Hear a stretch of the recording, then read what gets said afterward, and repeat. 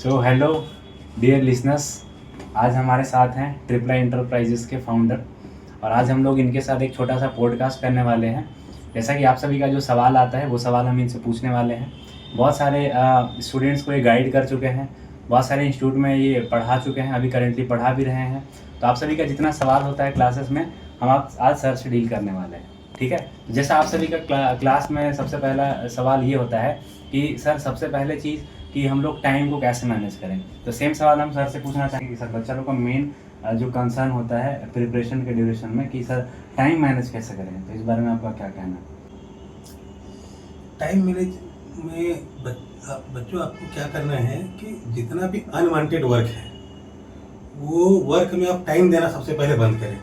जैसे आप मान लीजिए फेसबुक चलाते हैं, अब फेसबुक चलाते चलाते आपका कितना टाइम बीत जाता है आपको खुद पता नहीं चलता है। फिर इंस्टा में आ जाते हैं, फिर व्हाट्सएप में आ जाते हैं, फिर आपका पता चलता है कि मतलब पढ़ने के लिए 12 घंटा है, 12 घंटे में 8 घंटा उसी में चला गया। तो सबसे पहले वो सोशल साइट से खुद को डिस्कनेक्ट कीजिए। अब उसके बाद क्या है, आप अपना बुनियादी काम को कीजिए और उसके बाद आप अपना जो जितना अधिक से अधिक टाइम दे सकते हैं आप पढ़ने में ही अधिक से अधिक टाइम दीजिए। आप खुद को एक कमरे में बंद कर लीजिए, क्योंकि आप अगर चाहते हैं कि विद इन टाइम या बहुत कम समय में आपको सफलता मिले तो, और आप लॉन्ग टाइम सिस्टम में अगर चलेंगे तो मैक्सिमम चांस है कि आपका सिलेक्शन ही नहीं होगा, क्योंकि अभी कंपटीशन बहुत हाई है। एक चूँकि क्या है कि लाखों में विद्यार्थी एग्जाम लिखते हैं, अब उसमें आपको अपना पोजीशन क्रिएट करना है, तो आपको मतलब हर वो चीज़ जो आपका टाइम को मतलब निगल जाता है उसको आपको अपने लाइफ से हटाना होगा। ठीक है। जो दूसरा सवाल आप लोग का था, पहला सवाल का जवाब सर दे चुके हैं, ठीक है। जो आप लोग का मेन जो कॉमन सवाल होता है कि सर जो स्ट्रेस होता है बच्चा लोग का, जो फियर ऑफ एग्ज़ाम होता है बच्चा लोग का, एग्ज़ाम देने से पहले सर डर लगता है, ठीक है। एक होता है कि सर बहुत चीज़ पढ़ लिए हैं, अब एग्ज़ाम देने से पहले क्या होता है कि क्राउड देख के बच्चा लोग डर जाता है। इस बारे में आपको क्या कहना है?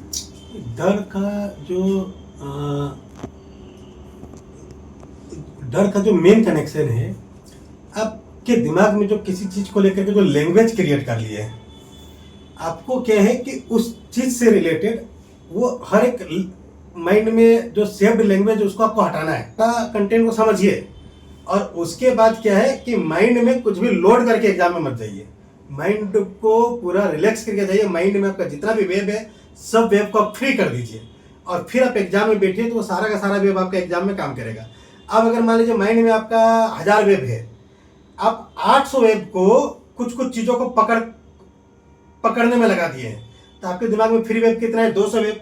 अब पता चलेगा कोई क्वेश्चन बना रहे हैं, अब उस क्वेश्चन में आपका डिमांड है 400 वेब, अब आपके पास दो ही सौ वेब आपका दिमाग में फ्री है, तो फिर आप उस क्वेश्चन में डिप्रेशन में आ जाइएगा। तो कुछ भी क्वेश्चन को या कुछ भी आंसर को पकड़ करके मत जाइए। अगर आप सीखे हैं, आप समझे हैं, तो जब वो क्वेश्चन आएगा ऑटोमेटिक आपके दिमाग में उस क्वेश्चन से रिलेटेड सारा चीज़ें रिकॉल होने लगेगा। आप जैसे मान लीजिए कोई जगह है, मान लीजिए आप पटना है, पटना आप घूमे हुए हैं, जब आप रांची में होते हैं तो आपके दिमाग में पटना का कुछ भी नहीं होता है, लेकिन जैसे ही आप पटना पहुंचते हैं, जो जगह में आपको जाना है, धीरे धीरे आगे का ब्लूप्रिंट अपने आप सामने आने लगता है और आप वहाँ पहुंच जाते हैं।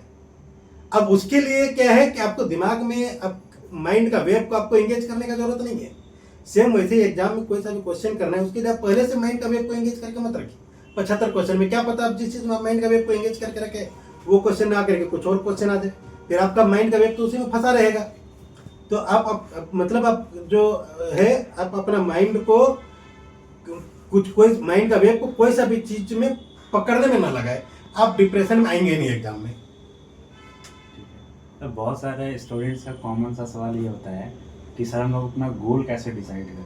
वो लोग गोल डिसाइड करने में सक्षम नहीं है। हम लोग के पास आते हैं, बोलते हैं सर क्या करें, कुछ समझ में नहीं आ रहा है, सबका कर लें क्या, कि किसी एक का कर लें। जैसे बहुत सारे स्टूडेंट्स का ये थिंकिंग रहता है कि किसी एक चीज़ का तैयारी करें, या फिर बहुत सारे स्टूडेंट्स का ये थिंकिंग रहता है कि हम एक बार सबका तैयारी करते हैं। तो क्या बेटर है, एक का तैयारी करना है कि सबका तैयारी करना है, या फिर गोल को कैसे डिसाइड करना है कि हम क्या हमको करना है? नहीं, अभी जैसे आप अगर बिजनेस में अगर एग्जांपल लीजिएगा, तो बिजनेस में आप एग्जांपल लेंगे तो बहुत सारे बिजनेसमैन ऐसा है जो एक ही काम को किए और काफ़ी ऊंचाई तक पहुंचे, टॉप में पहुंचे। जैसे आप सचिन तेंदुलकर का एग्जांपल लीजिएगा, तो वो सिर्फ क्रिकेट ही खेले और क्रिकेट ही खेलते रहे और वो टॉप में चले गए। अब उसके बाद आप अगर एग्जाम्पल लीजिएगा अमिताभ बच्चन का, तो वो जिस समय सिर्फ एक्टिंग कर रहे थे वो टॉप में गए। अब एक्टिंग के साथ साथ जब वो पॉलिटिकल करियर बिजनेस में भी गए तो उसका दिवालिया भी निकला। फिर सिर्फ एक्टिंग में जब फोकस किया तो फिर से वो टॉप में चले गए। ये तो आ गया कि एक काम आदमी कर रहा है, एक काम कर रहा है, फिर उसमें मतलब वो टॉप में चला गया। लेकिन ऐसा भी एग्जाम्पल देखा गया है कि कोई मल्टीपल काम कर रहा है और उसके बाद टॉप में है। जैसे आप धीरू भाई अंबानी का एग्जाम्पल ले लीजिए, वो ढेर सारा बिजनेस कर रहे हैं, मतलब मल्टीपल बिजनेस है, अब उसके बाद वो टॉप में है। तो वो टॉप में कैसे है? अगर आप एलन मस्क का एग्जाम्पल लीजिएगा तो वो भी मतलब मल्टीपल काम कर रहे हैं, मल्टीपल डायरेक्शन में वर्क कर रहे हैं, फिर भी वो टॉप में है। तो वो टॉप में कैसे है? तो फिर वो टॉप में कैसे है? तो है क्या कि मतलब ये तो दैट मीन्स मतलब यहाँ पर कोई एक काम मतलब मेन नहीं है। मेन क्या है? क्वालिटी। अब कोई व्यक्ति के पास, कोई व्यक्ति अगर मान लीजिए आर्थिक रूप से कमजोर है, अब कोई एक वो बिजनेस स्टार्ट किया है, अब उसके पास एक बिजनेस में ही क्वालिटी मेंटेन करने के लिए पैसा नहीं है। अब अगर वो 10 बिजनेस स्टार्ट कर लेगा तो 10 में क्वालिटी मेंटेन कर पाएगा? फिर तो उसका बिजनेस फ्लॉप होना है, खराब होना है। मतलब जो सफलता का जो मेन जो राज है वो एक काम करने में छुपा हुआ नहीं है, वो क्वालिटी में छुपा हुआ है।